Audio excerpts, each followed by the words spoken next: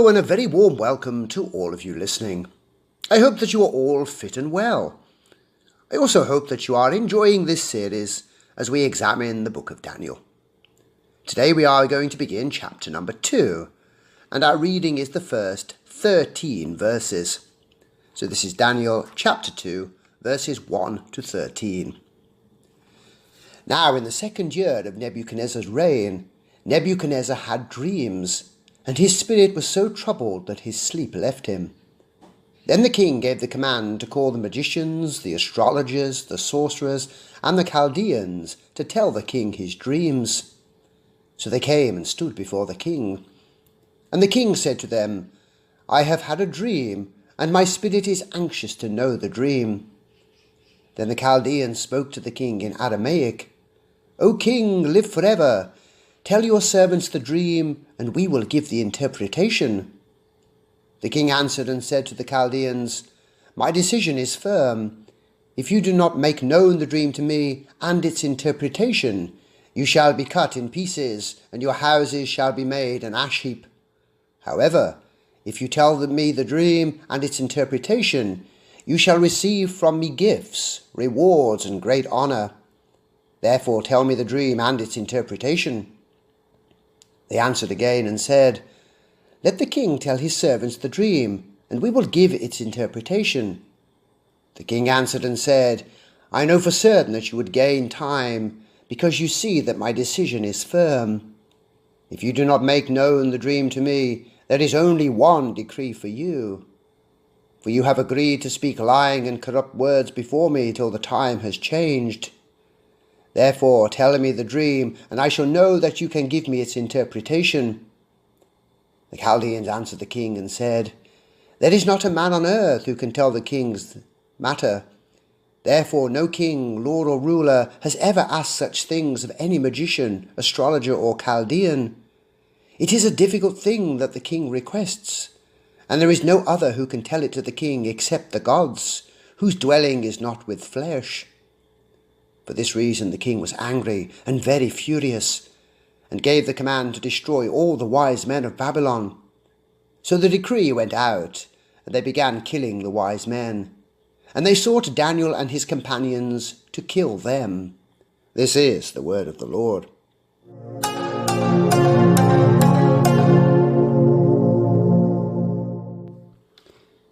Today we are beginning chapter number 2 of Daniel. But before we do, let's briefly review some of the important things that we looked at last time as we concluded chapter number 1. As we have seen, following his conquest of Judah, King Nebuchadnezzar took the elite of Judean society back to Babylon. It would be 70 years before this period of exile ended, and they were permitted to return to their homeland. The exile of the Jews took place in 3 separate and distinct waves. In chapter 1 of Daniel, we are reading about those taken in the first wave of 605 BC. Those taken first included members of the royal family, nobles and the elite. Included amongst this first wave were our 4 heroes, Daniel, Hananiah, Mishael and Azariah. They were selected to go and join a 3-year training program. The Babylonians were training up men who would eventually be able to serve in the king's court. To be selected was quite an honor. It meant you would receive the best education, the finest food, and many other benefits not normally afforded to captured slaves. Daniel and his friends were given new Babylonian names and were expected to rapidly assimilate into the life and culture of Babylon. This, however, was not something that these devout and God-fearing men could do. They determined very early on that they would not compromise when it came to issues of their faith. They probably unwillingly accepted their new names, but when it came to the food that they were given to eat, they were firm. They openly refused to eat the king's food. They did not want to consume something that would defile them. The issue was resolved when Daniel proposed a 10-day test. During this time, they would only eat a vegetable and fruit-based diet.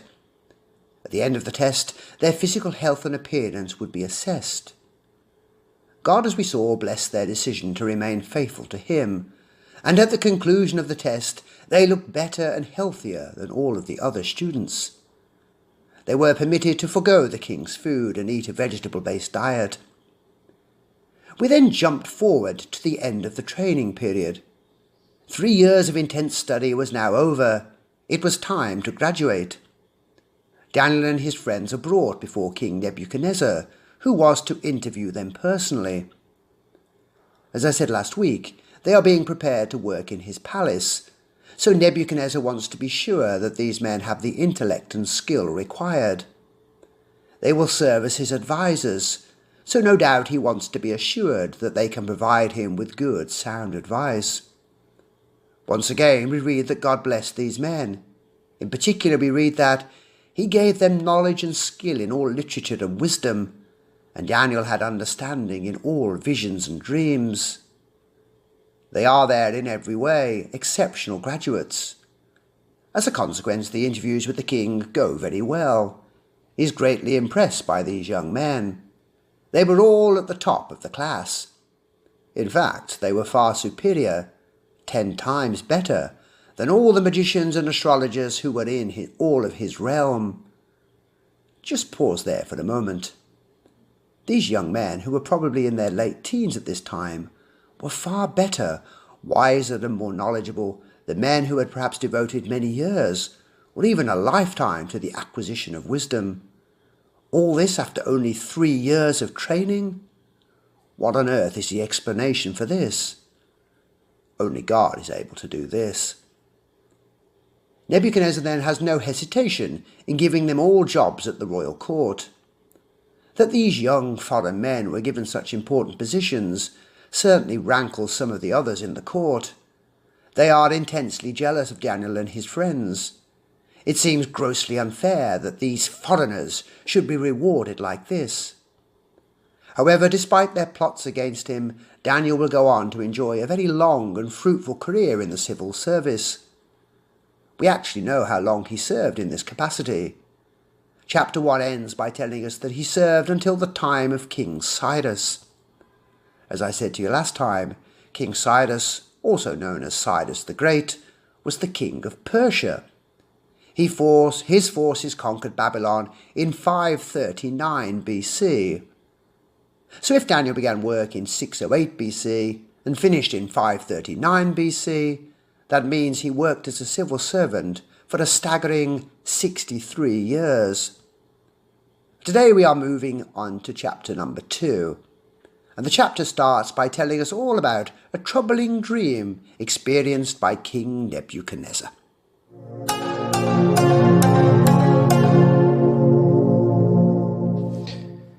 Today, and in fact for the next 3 weeks, we're going to be focusing on Nebuchadnezzar's dream. So I thought we'd spend a little time setting the scene and talking about dreams.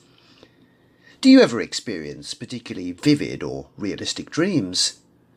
Have you ever had a dream that was just insanely bizarre, troubling or funny? Do you have recurring dreams? Are you prone to getting disturbing or upsetting dreams?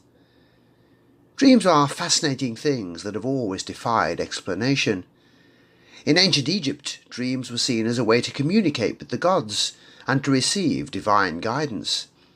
In ancient Greece, dreams were seen as a way to access the unconscious mind and to gain insights into one's innermost thoughts and desires. In the Middle Ages, dreams were often seen as a way to communicate with the devil and were often associated with witchcraft and sorcery. So dreams then have puzzled and amazed us for centuries. I'm sure, like me, you've often awoken after a particularly vivid dream and been awed. I sometimes wish I had the equivalent of an image recorder in my brain, recording my dreams. I'd love to watch some of my dreams again. It's staggering what goes on in the brain whilst we sleep. A simple definition of a dream is as follows. Dreams are imaginary sequences, some with clear narratives and some without, that play out in people's minds as they sleep.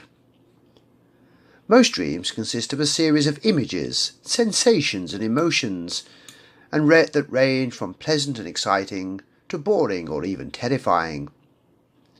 Did you know that everyone dreams for around 2 hours every night? It's quite common for people to have several dreams each night, each typically lasting from between 5 to 20 minutes. The longest dreams, lasting from between 30 to 45 minutes, occurred in the morning. Researchers estimate that the average person has about 1,460 dreams a year. That works out at roughly 4 per night. Now you may question these statistics and consider them to be a very wild exaggeration of what you personally experience. Well, there's a very good reason for this. You see, we forget about 95% of all of our dreams shortly after waking. So simply put, we all dream a lot, but we quickly forget our dreams. Here's another interesting fact. Most people report dreaming in colour, but roughly 12% of people claim to dream only in black and white. Given the frequency of dreams as part of the human condition, we might expect the Bible to have something to say on the issue. And this is certainly the case. Dreams play a significant role in the Bible. They are used at times as a means through which God communicates with people. Throughout the biblical text, dreams are employed to convey messages, provide guidance, offer prophetic insights, and reveal divine will. I did a little research, and this is what I found. Throughout the pages of Scripture, 21 dreams are mentioned. Genesis has the highest frequency, with 10. Matthew records 6, Daniel mentions 3, and Judges and 1 Kings each record 1 dream. 6 of the dreamers are kings. Only 1 is a woman, and 2 of the dreamers are named Joseph. All of them occur whilst the person is asleep. Isn't that obvious? Yes, but it's an important thing for us to note. We need to be aware of the distinction between dreams and visions. Generally speaking, dreams occur when the person is asleep, and visions when they are awake. So with that little bit of background concluded, let's dive into today's passage. Verse number 1. Now in the 2nd year of Nebuchadnezzar's reign, Nebuchadnezzar had dreams, and his spirit was so troubled that his sleep left him. Chapter 2 begins by telling us about some deeply troubling dreams experienced by King Nebuchadnezzar. They began in the 2nd year of his reign. Now if your brain works like mine, this statement might cause you to pause. We know that Daniel began his training in the year 605 BC, and it concluded in 603 BC. So Daniel had yet to complete his training, and had not yet been employed in the king's court. How could he have been on hand to help the king in this matter? Well, fear not, I have an explanation.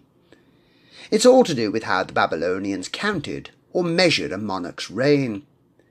King Nebuchadnezzar became king in 605 BC, but the records only began to count his reign at the beginning of the new calendar year.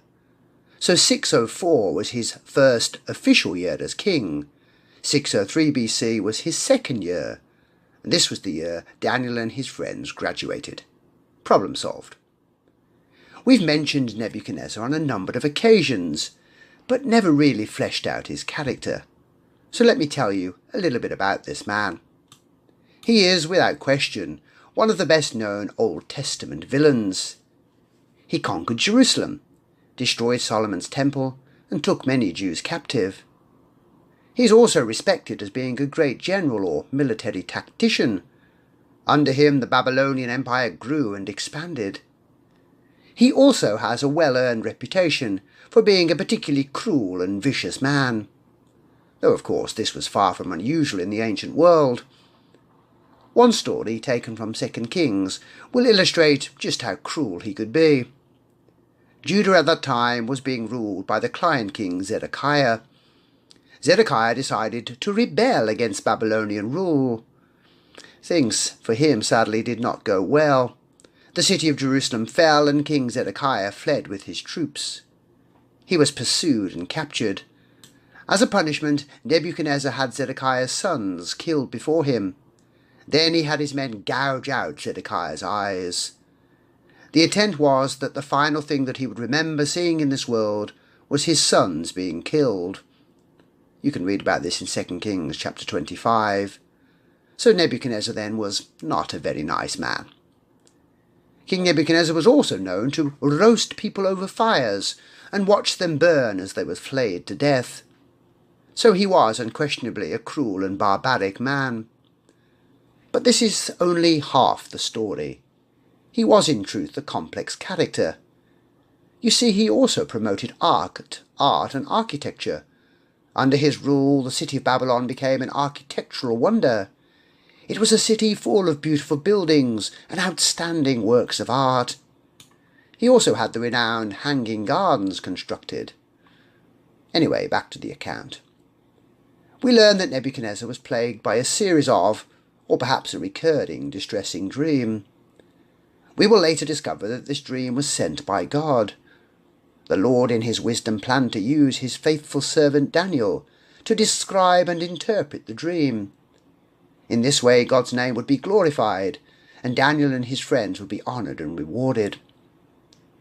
The author adds that the dream affected Nebuchadnezzar very badly. His spirit was troubled. The effect was so pronounced that sleep left him. He was unable to sleep. Why should he have been so disturbed? Well, as I spoke about before, ancient people had a very different understanding of dreams than we do today. Dreams, especially in the Neo-Babylonian Empire, were considered to be significant. Bad dreams in particular were considered to be bad omens that foretold of future trouble. They believed that their gods were attempting to communicate important things about the future to them through this particular medium. For this reason, then, trying to understand dreams was a serious business. They even employed people who were trained in the art of oninomancy. This is a form of divination in which dreams are interpreted in order to predict the future. So his dream clearly worried him. We should also remember that Nebuchadnezzar was a new king and had yet to really establish his full rule and authority. Revolts and uprisings were still taking place. All of these things may have contributed towards his anxiety. He desperately wanted to discover exactly what this dream meant. So in order to find out, he calls together all of his expert advisors. Well, let us read on. Verses 2 and 3. Then the king gave the command to call the magicians, the astrologers, the sorcerers, and the Chaldeans to tell the king his dream. So they came and stood before the king. And the king said to them, I have had a dream, and my spirit is anxious to know the dream. Who will be able to help the king with this problem? Well, he has a whole array of spiritualists, diviners, occultists, and scholars to give him advice.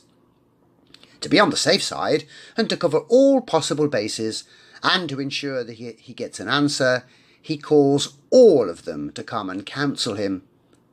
Let's look in some detail at who exactly he summoned. The first group mentioned are the magicians, or soothsayers, the Hartum. These men functioned in a similar way to the magicians of ancient Egypt. Most likely they were Babylonian priests, who could read and write and foresee the future. The term Hartum literally refers to a person who writes, and in this case we're referring to an occult scribe. Next we have the astrologers, the Asap. These men were conjurers, enchanters, or necromancers. They were occult practitioners who specialized in magic ritual and in contacting the spirit world. Thirdly, we have the sorcerers, the Kashaf. This is referring to people perhaps best described as being a witch or sorcerer. Just like witches through the ages, they used herbs, charms, and potions to foretell the future and manipulate the natural world. Finally, we have the Chaldeans, the Kasdim. As I mentioned to you before, the term Chaldean has a number of different meanings. It is on occasion used to refer to the people of Babylon in general. On other occasions it's used to designate a specific geographic region within the empire. Here, though, it's being used to indicate a particular elite class of wise men. These men were highly trained astrologers, fortune tellers, and magicians. That such a wide range of spiritual experts existed in Babylon tells us a lot about their cultural worldview. Here was a people desperately trying to find answers to life's big questions. Unfortunately, they were looking for the answers in all the wrong places. There is never any truth to be found in consulting demons. But are things really all that different today? What does the average non-believer do when confronted by a difficult issue or complex conundrum? Do they turn to the Bible, seek God in prayer, or arrange an interview with a pastor? Hardly. Here's what they do to find an answer. They go and visit a psychiatrist. They book a session with a fortune teller. They read their horoscope. They acquire some self-help books, or seek wisdom in the New Age. So not really anything different, then, from what Nebuchadnezzar did back in ancient Babylon. Fortunately for us as followers of the Lord Jesus Christ, we do not have to resort to superstitions or the occult. We can consult God's Word and go to Him directly in prayer. What a comfort this should be for us in times of distress and anxiety. Whatever title these men held, they were all connected by one thing. They all would have claimed the ability to read the stars, commune with the spirits, conjure the dead, or cast spells to tell the future and uncover hidden knowledge. Simply put, they all believed that they could help out the king and earn his considerable favour. They all believed that they could provide an interpretation to his dream. So in they shuffle and stand before the king. He tells them that he is anxious to know what this dream means, that his mind will not find peace until an answer is provided. Here then is their big opportunity to impress the king and advance in his royal favour. Well, let's read on. Verses 4 to 6. Then the Chaldeans spoke to the king in Aramaic. O king, live forever. Tell your servants the dream, and we will give the interpretation. The king answered and said to the Chaldeans, My decision is firm. If you do not make known the dream to me and its interpretation, you shall be cut in pieces, and your houses shall be made an ash heap. However, if you tell the dream and its interpretation, you shall receive from me gifts, rewards, and great honour. Therefore tell me the dream and its interpretation. It's the Chaldeans who speak up first. You will note here that Daniel tells us that they spoke in Aramaic. Aramaic was widely used in business and government throughout the entire empire. It was the lingua franca of its day.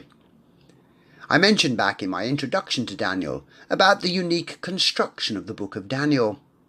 It is written in two languages. Chapter 1 was written in Hebrew. Here in verse 4 of chapter 2, the writer switches to Aramaic. He will continue in this language until chapter 7, verse 28. Why did the Chaldeans speak first? There was, I think, a very good reason for this. It's because of their knowledge and expertise in the subject of dreams. They possessed many books in their libraries that had dreams classified by subject matter. So if, for example, someone said that they had had a dream about cows, they would look up cows and tell them what this meant. They are confident, therefore, that they can cross-reference the king's dream with their records and books and furnish him with an answer. This then is why they step forward and ask him to tell them his dream. This was probably the normal, time-honoured procedure. The king recalled his dream, the Chaldeans went away and consulted their books before reporting back. I'm sure we can all imagine exactly how this went. Whatever the king said, the report from the Chaldeans would be a favourable one that painted the king and his empire in a good light. However, on this occasion, things are different. Nebuchadnezzar senses that this dream is too important to risk lies and invented predictions. So he demands that they tell him his dream before providing an interpretation. It is then a serious test for his diviners and magicians. If the self-proclaimed astrologers and occultists can't tell him what he dreamed, then it's unlikely they could tell him what the dream means. He most likely suspects that they have been lying to him in the past and inventing their interpretations. Nebuchadnezzar, remember, for all his cruelty and pride, was a smart man. He tells them that there will be many rewards and great honour for the man who can tell him what he dreamt and what it means. By contrast, if they are unable to describe his dream and give him an interpretation, they will be in serious trouble. I spoke to you before about the cruel, vicious nature of King Nebuchadnezzar, but here we see it exemplified. To fail him will result in being cut into pieces and having your house burned to the ground. So the Chaldeans find themselves in a precarious position. Tell the king his dream and provide an interpretation, or be killed. But let's find out how they react. Verses 7 to 9. They answered again and said, Let the king tell his servants the dream, and we will give its interpretation. The king answered and said, I know for certain that you would gain time, because you see that my decision is firm. If you do not make known the dream to me, there is only one decree for you. For you have agreed to speak lying and corrupt words before me, till the time has changed. Therefore tell me the dream, and I shall know that you can give me its interpretation. Well, let's at least applaud the Chaldeans' persistence. They ask again that the king tell them his dream. Then they will be able to furnish him with an explanation. The king, though, is not budging on his stance. He remains adamant. He sees right through their words. They are simply trying to buy some time and coax a little out of him with which they can work. Perhaps they're even hoping that with time he might forget the dream altogether. The king clearly does not trust these men fully. He possibly even suspects that they have lied to him before when it comes to dream or future prediction. We should remember that this incident occurred early in the king's reign, and he'd only been on the throne for 3 or 2 official years. So these advisers or counsellors may well have been the ones that he inherited from his father. Therefore he may not have yet to fully come and to know and to trust them. Therefore the king reiterates his position. Tell him or die. Well, let's continue. Verses 10 and 11. The Chaldeans answered the king and said, There is not a man on earth who can tell the king's matter. Therefore no king, lord or ruler has ever asked such things of any magician, astrologer or Chaldean. It is a difficult thing that the king requests, and there is no other who can tell it to the king except the gods, whose dwelling is not with flesh. Aren't these 2 verses fascinating? Let's think for a moment. Now, if it were you or I standing before the king in this situation, what would we say? We'd tell him that what he asked was impossible. We would say to him that we cannot possibly see inside his mind and know what he dreamt. But these men cannot say such things.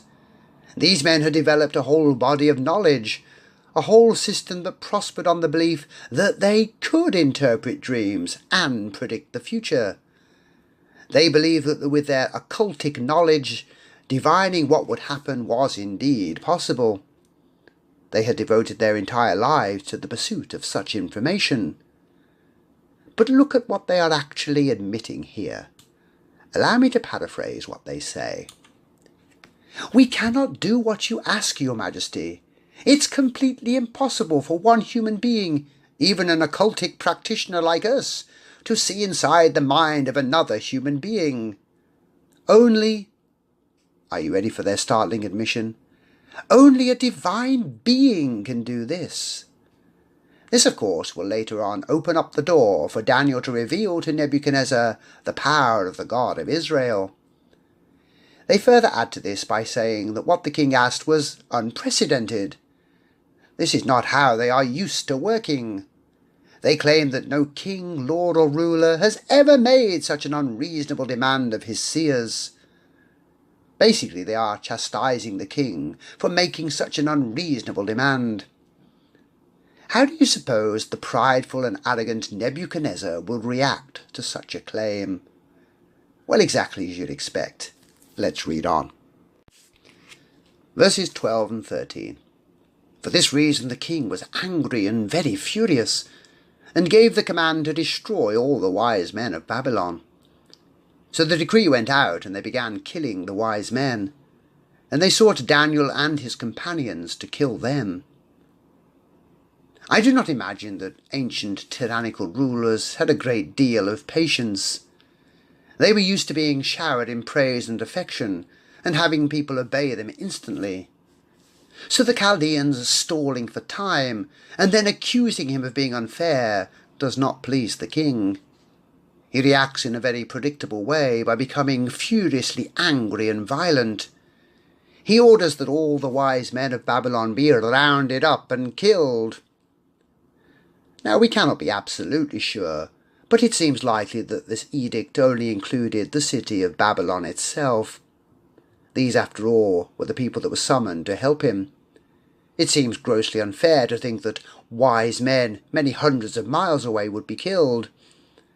We might note here that the wise men, magicians, seers and astrologers were all employed by the king in order to advise him.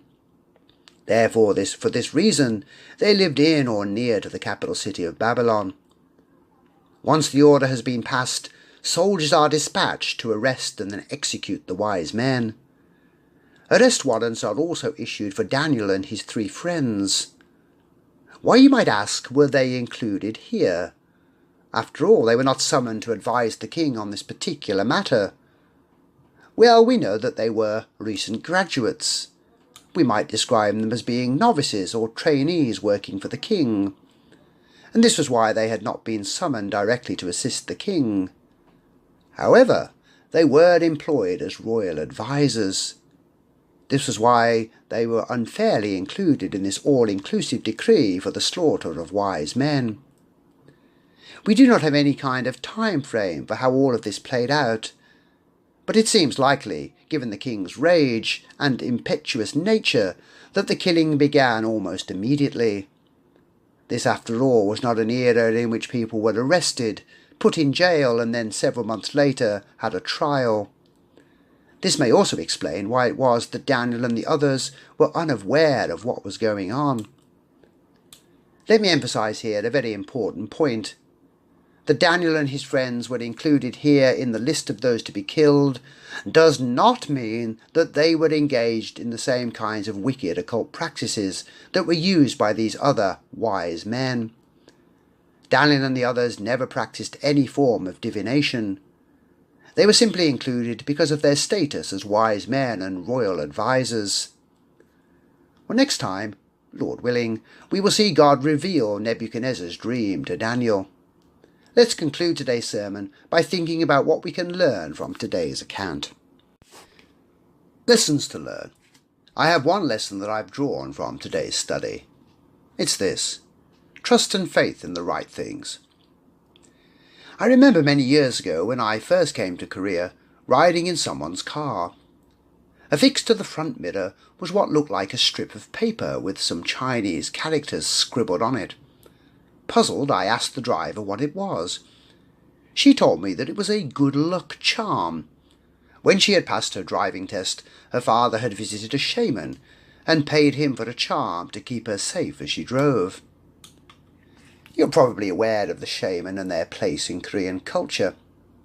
The shaman in Korea fulfills, in many ways, the same function as the Chaldeans back in Babylon.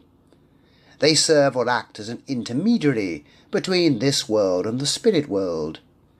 Dis-ease in this world is a result of issues in the spirit world. Only they can smooth over these problems.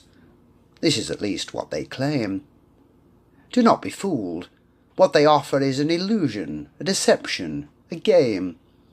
It's a game that many of them play very well. They look, dress, speak and act the part, but they have no real power or authority. They cannot really solve issues and problems for the living by contacting the spirits of dead ancestors. If you put any kind of faith or trust in them, you are only destined for disappointment. They cannot provide solutions or any kind of real truth. They cannot even provide you with a lucky charm that will protect you whilst driving. In Western countries, we might not have the kinds of shamans that exist in Korea. But we do have lots of men and women who serve in a similar capacity. We have psychiatrists, counsellors, and lots of other people in white coats with many letters after their names. We also have plenty of religious leaders who are skipping merrily towards destruction and are happy to drag others along with them. These people claim that they have the answers to all of our problems. Again, this is a deception, a lie, and again. Follow these people at your peril. In our account today, King Nebuchadnezzar had a troubling dream. He astutely guessed that it represented something portentous. Who would help him decipher its meaning? Who could he turn to for help? He sought the answers from the occult practitioners on his staff. Why, you might wonder, did he go to these men? Weren't there other wise and intelligent men? The answer to this question is very simple. Not really. The Babylonian culture was a dark, pagan one. They embraced evil and wallowed in dark, demonic practices. Who else would he seek? In John's Gospel, Jesus tells his hearers that Satan is the father of all lies. John chapter 8. He means by this that deception and lying originated with Satan. Satan and his minions lie. That is their nature. Therefore anything they reveal to human beings cannot be trusted. God, by contrast, cannot lie. That is his nature. He never deceives. He never distorts or misrepresents what he says or does. This means that we can rely completely on what he says. So when it comes to who we should trust and where we should put our faith, there is only one right place. When it comes to seeking answers, there is only one right place to look. We will not find any comfort or truth in things devised by men. We will not find it in our own efforts. We certainly won't find it in any evil schemes and false religions devised by Satan. The only place we will find it is in our Lord and Saviour Jesus Christ. He is the light that pierces the darkness. May he be the one that we cling to, seek out, and have absolute faith in today and forever.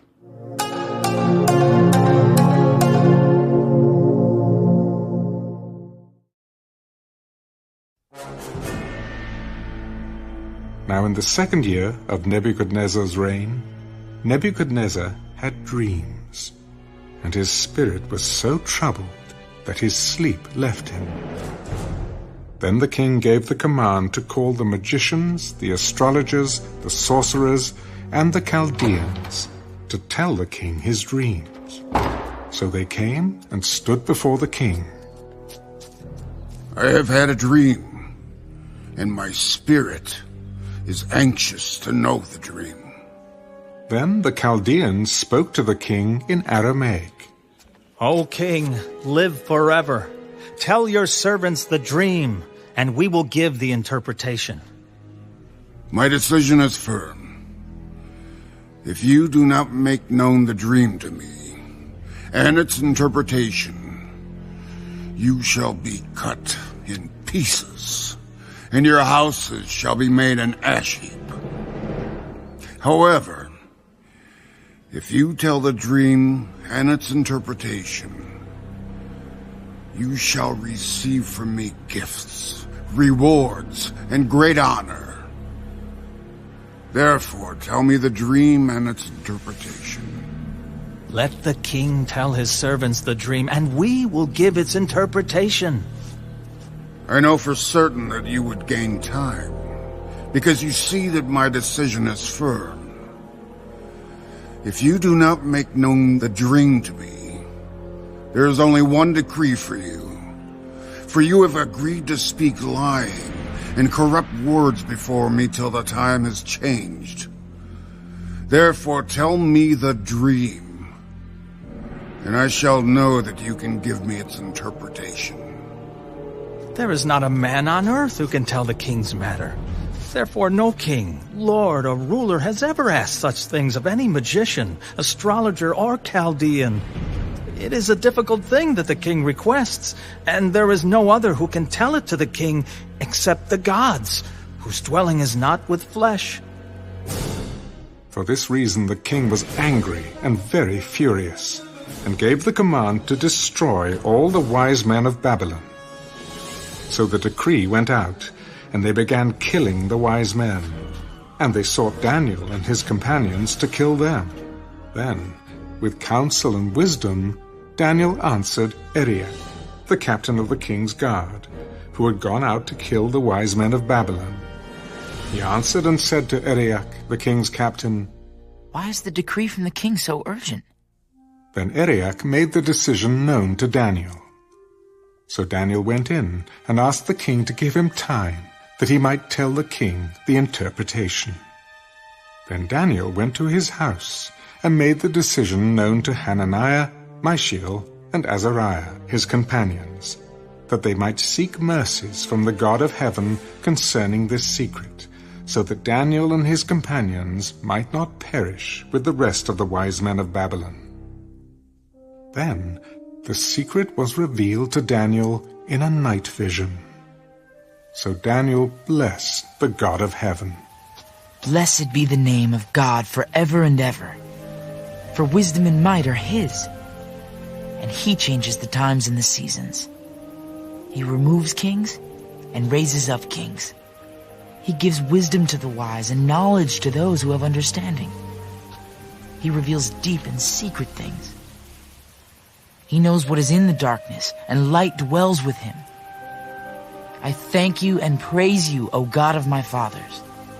You have given me wisdom and might, and have now made known to me what we asked of you. For you have made known to us the king's demand. Therefore Daniel went to Arioch, whom the king had appointed to destroy the wise men of Babylon. He went and said thus to him, Do not destroy the wise men of Babylon. Take me before the king, and I will tell the king the interpretation. Then Arioch quickly brought Daniel before the king. I have found a man of the captives of Judah who will make known to the king the interpretation. The king answered and said to Daniel, whose name was Belteshazzar, Are you able to make known to me the dream which I have seen, and its interpretation? The secret which the king has demanded, the wise men, the astrologers, the magicians, and the soothsayers cannot declare to the king. But there is a God in heaven who reveals secrets, and he has made known to King Nebuchadnezzar what will be in the latter days. Your dream and the visions of your head upon your bed were these. As for you, O king, thoughts came to your mind while on your bed, about what would come to pass after this. And he who reveals secrets has made known to you what will be. But as for me, this secret has not been revealed to me because I have more wisdom than anyone living, but for our sakes who make known the interpretation to the king, and that you may know the thoughts of your heart. You, O king, were watching, and behold, a great image. This great image, whose splendor was excellent, stood before you, and its form was awesome. This image's head was of fine gold, its chest and arms of silver, its belly and thighs of bronze, its legs of iron, its feet partly of iron and partly of clay. You watched while a stone was cut out without hands, which struck the image on its feet of iron and clay, and broke them in pieces. Then the iron, the clay, the bronze, the silver, and the gold were crushed together, and became like chaff from the summer threshing floors. The wind carried them away so that no trace of them was found. And the stone that struck the image became a great mountain and filled the whole earth. This is the dream. Now we will tell the interpretation of it before the king. You, O king, are a king of kings. For the God of heaven has given you a kingdom, power, strength, and glory. And wherever the children of men dwell, or the beasts of the field and the birds of the heaven, he has given them into your hand, and has made you ruler over them all. You are this head of gold. But after you shall arise another kingdom inferior to yours, then another, a third kingdom of bronze, which shall rule over all the earth.